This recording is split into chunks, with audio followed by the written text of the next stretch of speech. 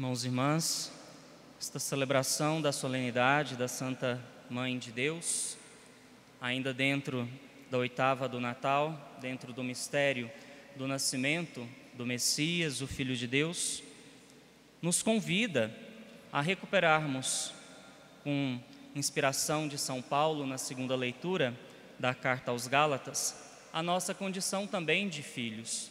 Nós falamos, de Santa Maria, Mãe de Deus, mas também Mãe Nossa. Importante considerar que essa maternidade de Maria como a Mãe de Deus é um dos dogmas, talvez o dogma mais antigo da Igreja, lá do século IV, quando se trabalha a dimensão da condição divina e humana de Jesus unidas nele mesmo. Por isso, nós colocamos Maria como a Mãe de Deus, porque Jesus é Deus. E nesse sentido, Jesus, quando completa a sua missão no alto da cruz, entrega Maria como mãe de todos nós, como mãe da Igreja. Maria traz a maternidade de Deus, a maternidade da Igreja, a maternidade de todos nós. À medida que, pelo batismo, somos feitos filhos e filhas de Deus, nós também, ao acolhermos essa condição da filiação divina em nós também acolhemos a maternidade de Maria na nossa vida. Uma devoção tão pura, tão sincera da parte de todos nós, católicos, para com a Mãe de Jesus. É muito bonito ver como nós nos colocamos de um modo muito confiante, entregues nas mãos daquela que é a intercessora junto a Jesus Cristo, diante das nossas necessidades. Talvez essa confiança que nós trabalhamos em relação à Mãe de Deus seja o ato mais puro e profundo que combate em nós o sentido do pecado original a partir da autossuficiência. Quando o ser humano, no alto da sua sabedoria, da sua inteligência, da sua riqueza, no alto de tantas coisas que adquire ao longo da vida, ao tornar propriedade sua aquilo que nós muitas vezes colocamos, num sentido possessivo, nós, ao apresentarmos esse nosso abandono nas mãos de Deus, nas mãos da Mãe de Deus, é uma forma que talvez inconscientemente nós ainda trabalhamos dentro de nós essa nossa condição de filhos. Os filhos que se entregam como as crianças aí nos colos, dos seus pais e mães, muitas vezes acabam se deixando ser levadas por aquele amor. Não incomoda o povo agora não, por favor.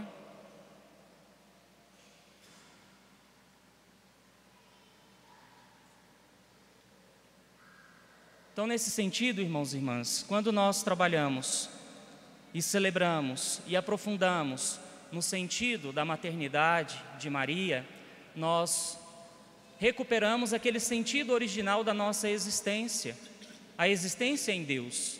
Por isso, São Paulo persiste no ensinamento, na carta aos Gálatas, sobre a nossa liberdade, a liberdade diante da lei, a liberdade diante do pecado, a liberdade diante da morte, aquilo que nós produzimos por nós mesmos e que nos escraviza. E é justamente essa condição de filhos e filhas, recuperada também na maternidade de Maria, que nos faz lutar interiormente contra aquilo que nos afasta dessa graça, essa bênção que nós buscamos constantemente na nossa vida. Primeira leitura do livro dos Números, nós escutamos a bênção de Arão, aquela bênção sacerdotal do povo da antiga aliança.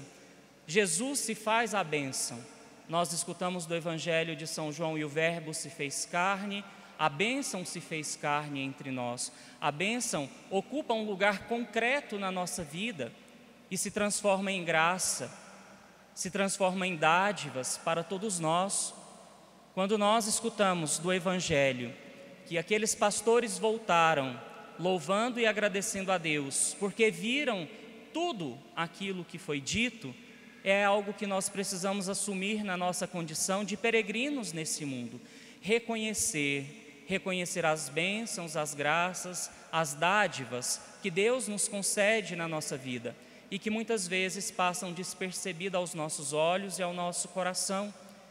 E à medida que nós fazemos isso, nós trabalhamos também o dom da gratidão a Deus, o dom da entrega, o dom do abandono de si em Deus, porque só consegue de fato reconhecer esta ação, esse movimento de Deus na vida, quem consegue confiar, quem consegue se entregar. Por isso a importância de, ao celebrarmos a Santa Mãe de Deus, trabalharmos cada vez mais a nossa condição de filhos. Só é mãe quem tem filhos, e nós somos filhos porque alguém nos gerou, porque alguém nos deu a vida.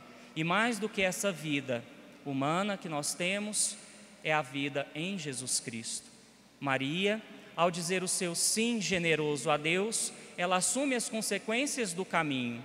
Ela assume as consequências, as exigências, as responsabilidades próprias de quem se coloca como cooperadora do plano divino da salvação. Então não é apenas uma visão piedosa de Maria como a mãe de Jesus, como a mãe de Deus, mas é aquela que vive na carne o projeto de Deus para a humanidade. Não é um projeto exclusivo para a vida de Maria, é um projeto que nos alcança, é um projeto que nos conduz a Deus, que nos reconduz.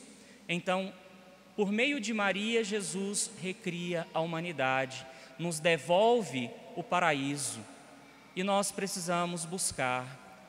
Estamos encerrando esse ano civil, esse ano de 2023, e como falávamos, no momento do exame de consciência, do ato penitencial, quantas coisas vivemos, quantas coisas passamos, coisas inclusive que nos afastam dessa graça de Deus, mas quantas coisas nos aproximam de Deus, quantas coisas são a ação de Deus na nossa vida, e nós precisamos ter a memória viva daquilo que é de Deus. Nós também somos de Deus, e nesse sentido nós precisamos projetar a nossa vida.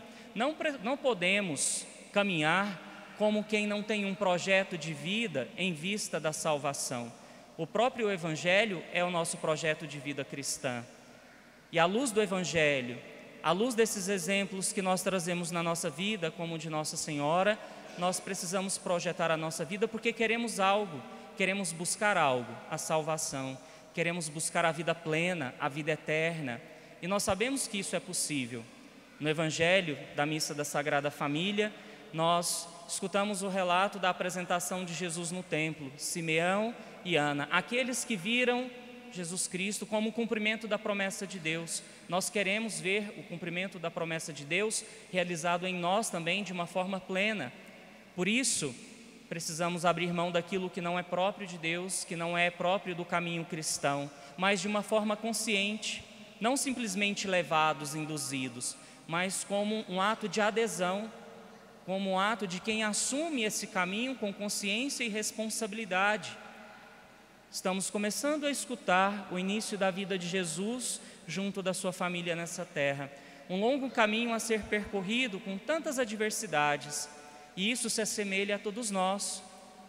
Quando nós olhamos para trás, quantas coisas passamos, seja enfermidades, desempregos, provações, crises familiares, dificuldades na comunidade, dificuldades de dar uma resposta no nosso trabalho, sentimos a nossa limitação humana, mas precisamos pedir a presença de Deus junto de nós, para que assim nós possamos nos sustentar nessa força que vem do alto e continuar a nossa caminhada, nos entregando a Deus, permanecendo fiéis na vivência do Evangelho e ao seguimento de Jesus Cristo. Não basta apenas estarmos aqui para darmos graças a Deus, temos que também elaborar um projeto, intensificar esse caminho que nós estamos percorrendo. Virar o ano não é mudar simplesmente a folhinha do calendário. Esse virar o ano é renovar a vida, e o renovar a vida é dar sentido, renovar o sentido.